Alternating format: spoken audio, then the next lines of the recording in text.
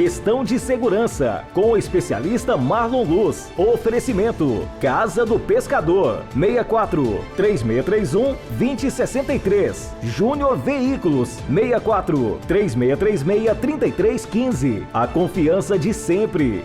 Eu já começo conversando com o delegado Marlon Luz para a gente tratar de questões de segurança. Boa tarde, Marlon. Boa tarde, Ludmila, todos os nossos amigos produtores rurais e todos os telespectadores aí do Sucesso do Campo. Prazer novamente estar aqui com vocês no Questão de Segurança. E no último programa foi conversado sobre a nova lei dos agrotóxicos, que tentou até ser mudado para a lei dos defensivos e que demorou 20 anos para ser sancionada. Marlon, por que essa demora para sancionar essa lei? O projeto de lei tramitou, como você mesmo disse, por cerca de 20 anos, né, no Congresso Nacional, o que é um absurdo, sobretudo diante de uma temática tão sensível e importante, né, para o agronegócio, né, para a economia do país, né. Hoje, basicamente, é o agronegócio que mantém positivo os números comercial do país, né, e é um setor que tem investido em tecnologia, tem investido, inclusive, na própria proteção do meio ambiente, né, diante, obviamente, também de uma exigência do mercado externo. Então, uma demora na aprovação desse tipo de projeto de lei representa também a diminuição da competitividade do país nesse cenário internacional tão competitivo. Mas o Congresso Nacional, como todos nós sabemos, é um ambiente de lobbies de todo tipo, né, de interesses conflitantes, né, basicamente diante da própria natureza do legislativo, onde há representatividade ali de vários setores da sociedade, né? Então, né, tanto setores do agronegócio, setores relacionados a questões ambientais, a saúde humana, né?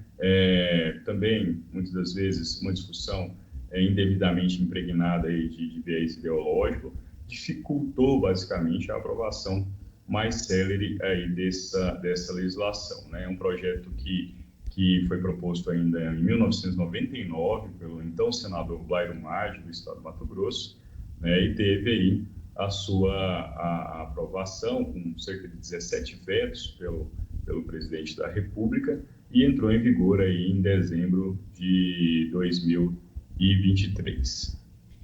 E sobre as alterações, o que trouxe de novidade com essa nova legislação?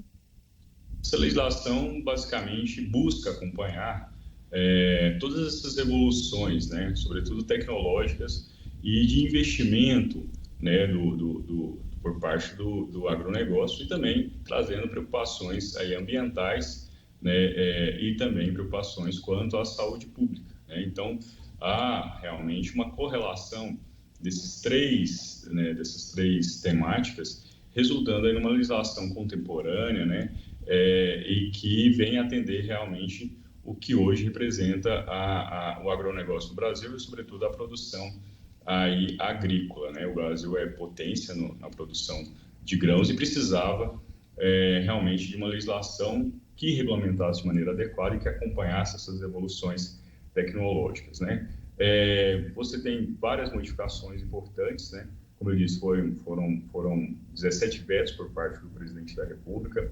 O principal veto tem relação com a busca de, às vezes, atribuir ao Ministério da Agricultura a competência exclusiva aí sobre a análise da aprovação, né, e autorização aí desses registros de novos defensivos, né, ou de agrotóxicos, mas manteve aquela ideia do envolvimento de 3 pastas, basicamente, do governo federal, né, do Ministério da Agricultura, do Ministério da Saúde, através da Anvisa, e do Ministério do Meio Ambiente, através do IBAMA, como nós reportamos no programa anterior, né, naquele chamado sistema tripartite, né.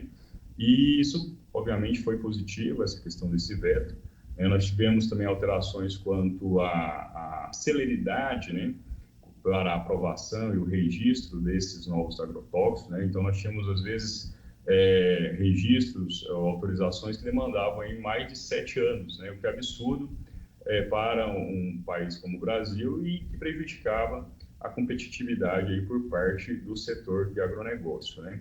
Então, hoje, basicamente, são de 30 dias a 2 anos, né, o prazo para essas autorizações, né, 30 dias, basicamente, para aqueles produtos que estão relacionados a pesquisas, né, e esses 2 anos para novos produtos. Caso o governo ou as pastas responsáveis não aprovem em 2 anos, há possibilidade aí de uma autorização temporária, o que é muito positivo, né? Porque você pressiona aquele órgão de fiscalização que tem a competência para autorizar, para que seja efetivamente célere e não prejudica também aí essa questão dessa inovação diante dessa possibilidade aí dessa autorização temporária. Do mesmo modo, nós tivemos várias alterações relacionadas ao regime de multas, né?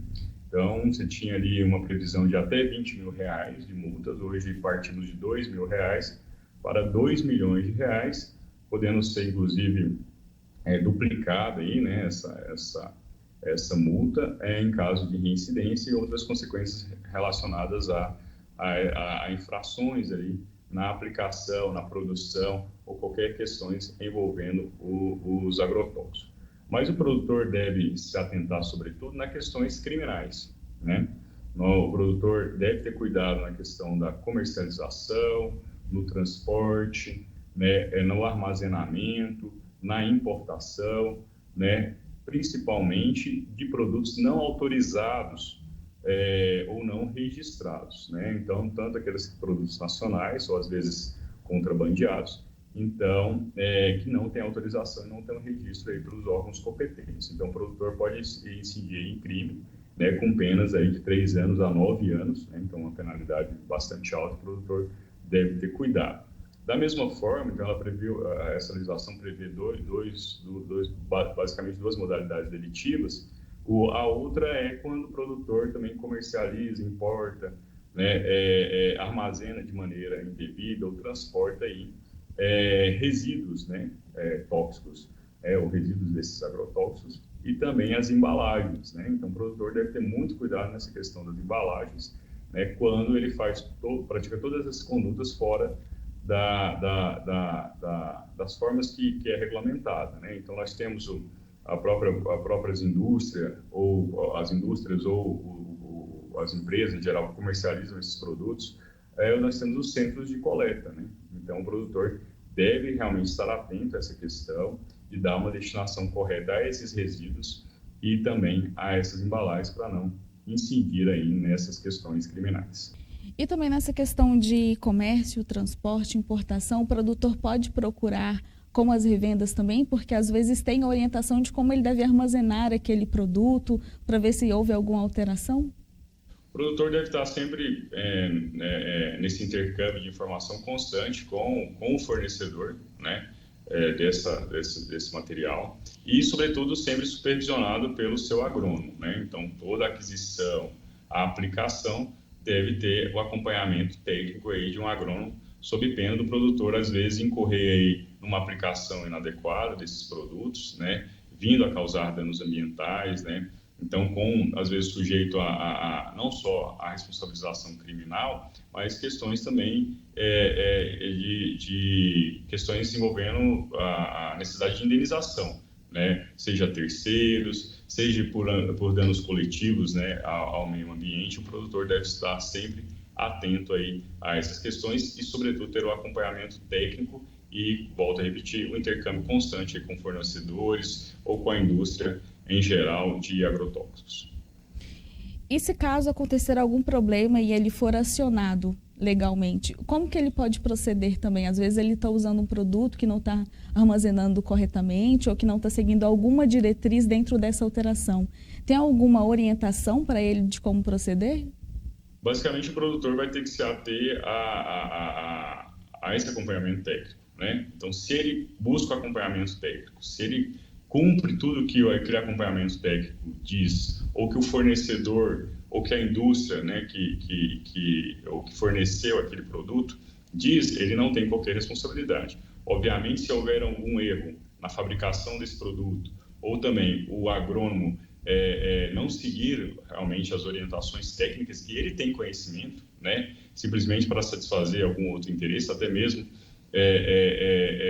um interesse econômico na aplicação desses produtos, devemos aí discernir de quem é a responsabilidade. Se o erro está no tipo de produto aplicado, né, no componente daquele produto, se ele é autorizado ou não, ou se houve uma aplicação excessiva daquele produto, ou se o erro realmente foi técnico por parte do agrônomo, ou se também houve aí uma má-fé por parte do produtor. Então, nós temos que, a cada caso, analisar de quem é a responsabilidade, trazendo, obviamente, consequências não só do âmbito criminal, mas também questões aí de multas administrativas e indenizações aí a terceiros que tenham qualquer tipo de dano, né, ou prejuízo, e também aí danos coletivos, sobretudo de natureza ambiental ou à saúde pública.